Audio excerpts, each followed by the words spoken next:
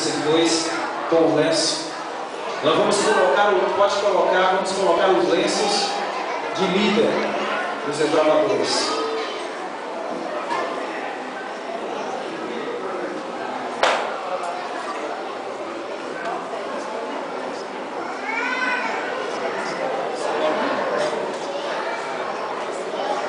Esse é um momento solene, um momento ímpar na história do Vigílio. São os primeiros dois líderes investidos nessa safra nova de liderança. Cumpriram vários requisitos durante 1 ano e meio a 2 anos, é o prazo deles.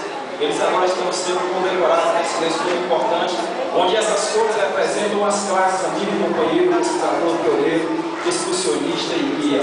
O vermelho é o sangue do nosso Salvador Jesus Cristo, o azul a lealdade.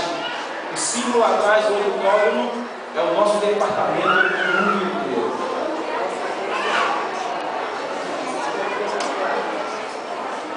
Esse é o momento.